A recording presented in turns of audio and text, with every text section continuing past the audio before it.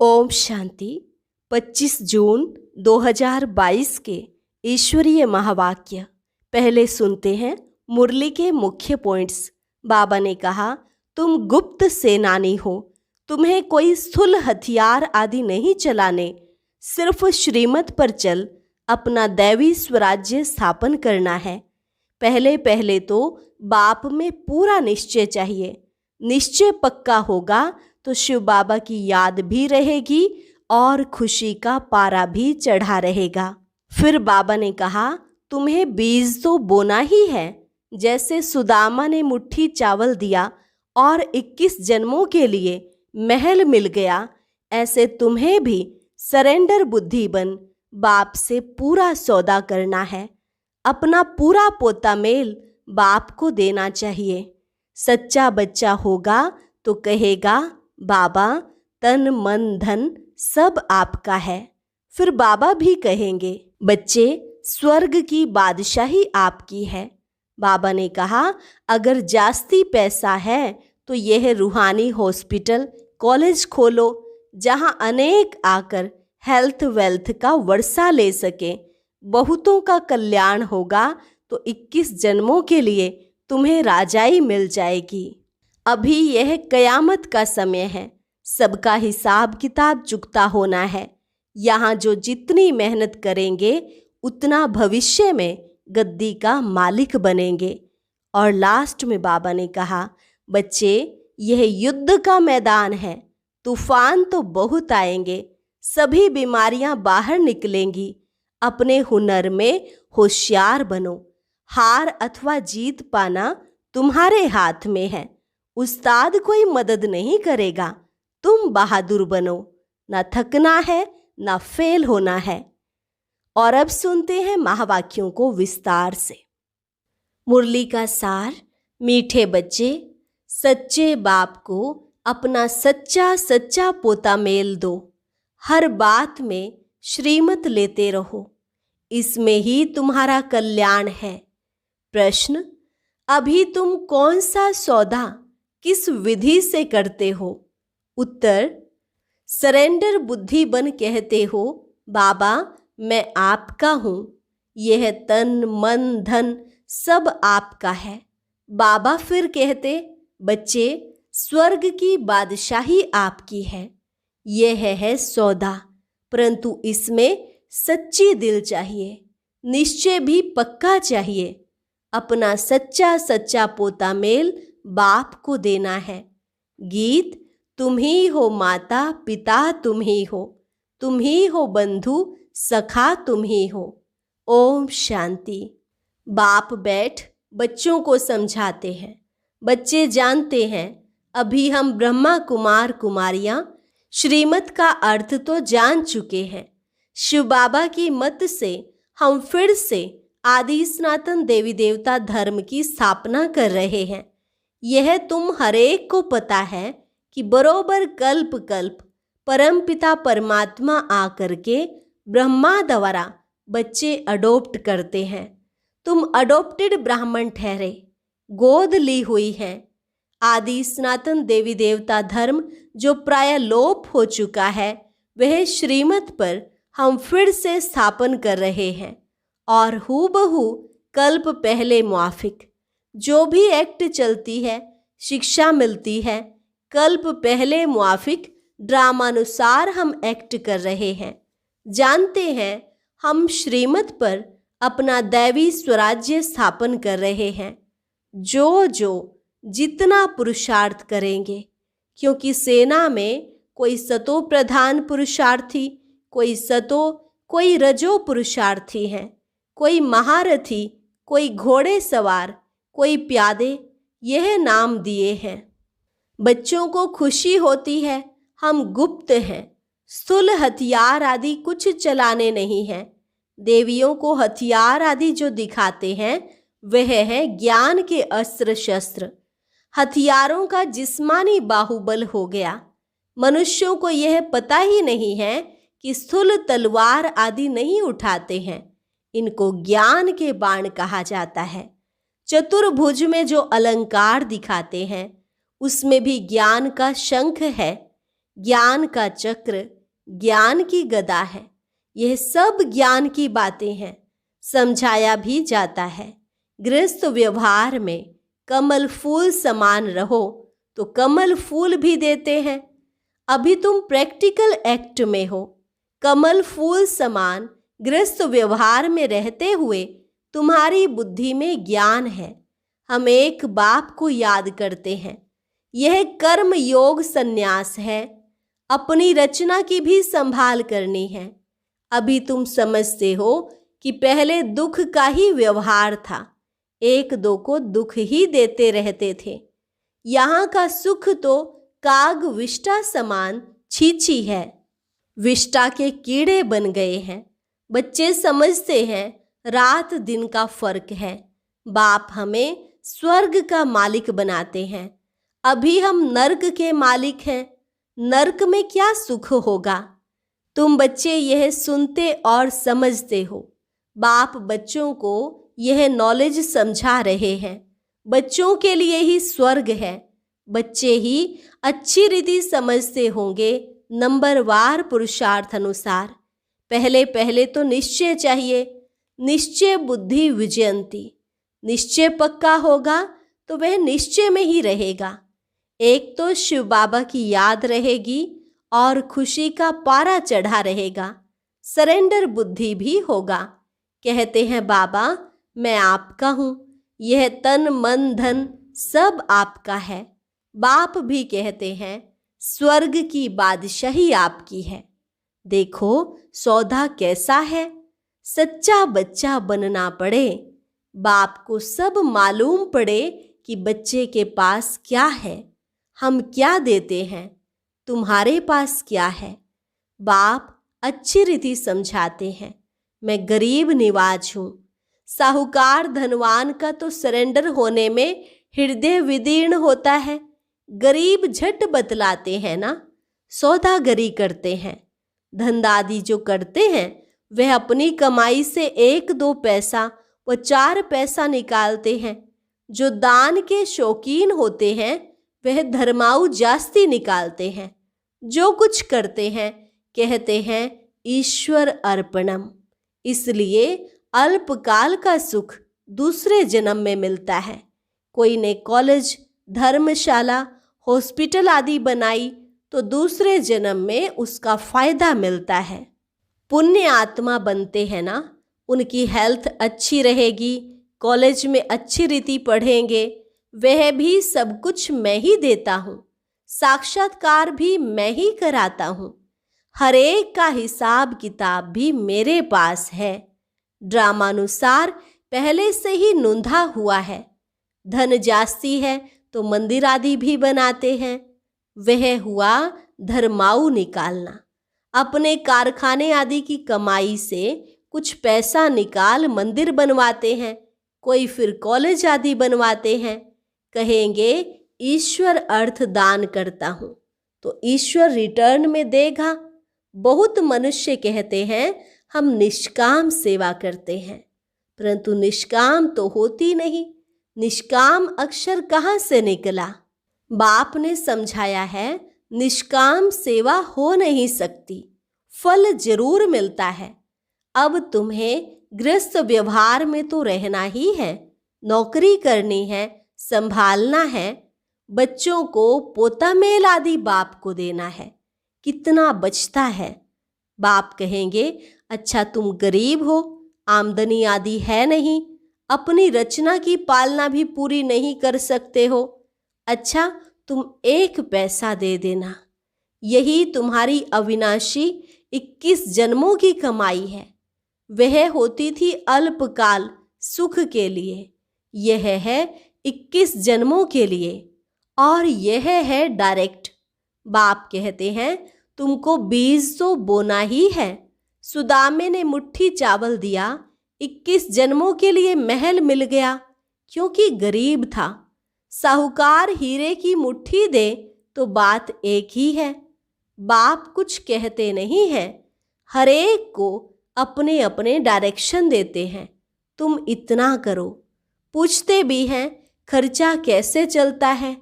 थोड़ा बचता है तो उसी अनुसार राय देंगे, आई वेले काम में आए, डायरेक्शन देंगे, इतना करो, बाकी हम रिस्पॉन्सिबल हैं। अच्छा, घर में कोई हॉल बनाओ जिसमें बच्चियां आकर सर्विस करें। हॉस्पिटल बहुत बड़े बड़े बनाते हैं, इनको भी बड़ा बनाना पड़ेगा, बहुत आएंगे। अगर जास्ती पैसा है तो यह हॉस्पिटल कॉलेज खोलो। जैसा जैसा गांव वैसी वैसी चीज। कितने बच्चे आकर वर्षा लेंगे हेल्थ वेल्थ का। अभी तुमको ऐसा ऐसा करने से राजाई मिलेगी, बहुतों का कल्याण होगा। 21 जन्मों के लिए तुम ऐसे बन जाएंगे। बच्चों की तो पूरी संभाल करनी है। साधु संतों को इन बातों का नहीं रहता है। उनको जो देते हैं वह अपने ही काम में लगाएंगे, अपने सन्यास कुल की वृद्धि करेंगे, अखाड़े आदि बनाएंगे। यहाँ जो जितनी मेहनत करेंगे उतना गद्दी का मालिक बनेंगे। यह वर्षा मिलता है। जो भी बच्चे हैं सबको बाप से वर्षा मिलता है। सिर्फ बाप कहते हैं, बच्चे तुम मुझे भूल गए हो ना, तुम कितना भटके हो। ठिक्कर भीतर में जाकर ढूंढते ढूंढते अपनी टांगे ही थका देते। यह भी ड्रामा में नूंद है। फिर भी ऐसा होगा। सूर्यवंशी आए, चंद्रवंशी आए, फिर कैसे वृद्धि होती गई, जन्म लेते गए। यह सब तुम्हारी बुद्धि में है। भक्ति मार्ग में भी फल देने वाला मैं हूँ। पत्थर की जड़ मूर्ति क्या देगी। अभी तुम शूद्र वर्ण से ब्राह्मण वर्ण के बने हो। तुम जानते हो हम श्रीमत पर फिर से आदि सनातन देवी देवता धर्म की स्थापना कर रहे हैं। कल्प पहले भी की थी, फिर 84 जन्मों के चक्र में आ गए हैं। बाकी इस्लामी बौद्धि आदि ये सब बाईप्लाट्स हैं। नाटक सारा भारत पर ही है। तुम ही देवता थे, तुम ही असुर बने हो। रावण की प्रवेशता होने से वाम मार्ग में गिर तुम विकारी बन पड़ते हो। भ्रष्टाचारीपना शुरू हो जाता है। भ्रष्टाचार भी पहले सतो प्रधान फिर सतो रजो तमो होता है।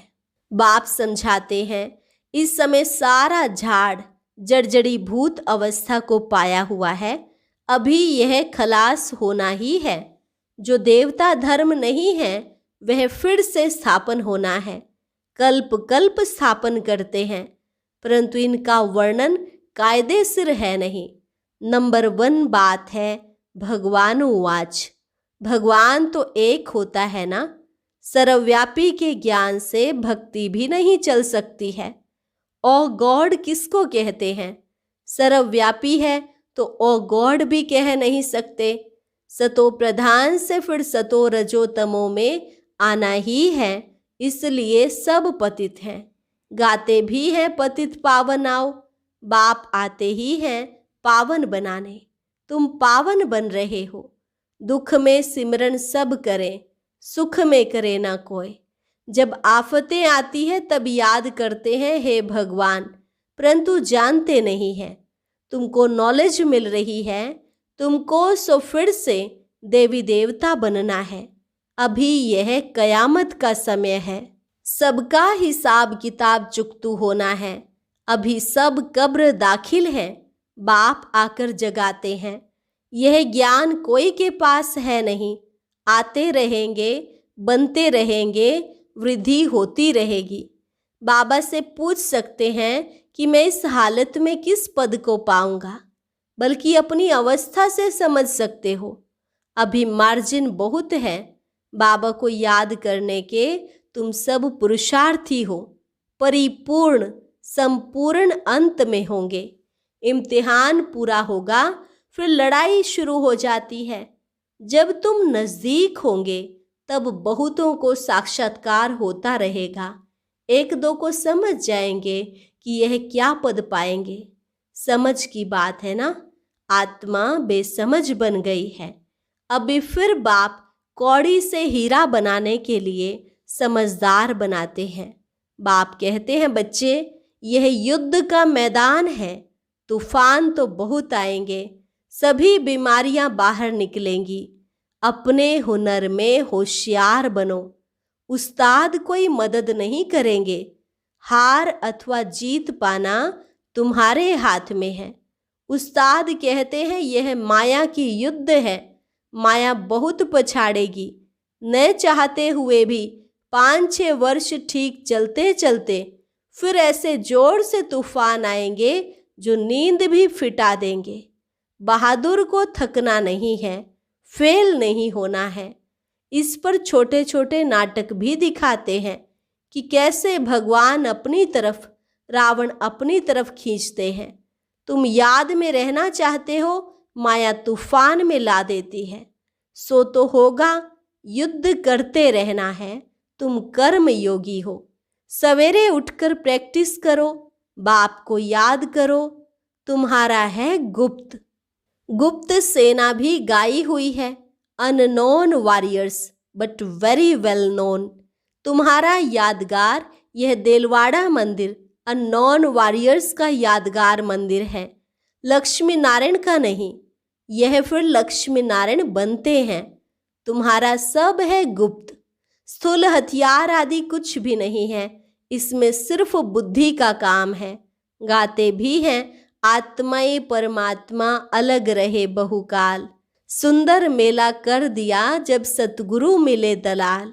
मनुष्य तो गुरु बनते हैं, सतगुरु तो एक ही निराकार है। उनको पतित पावन कहते हैं तो सतगुरु हुआ ना। बाकी वह हैं कलयुगी कर्म कांड के।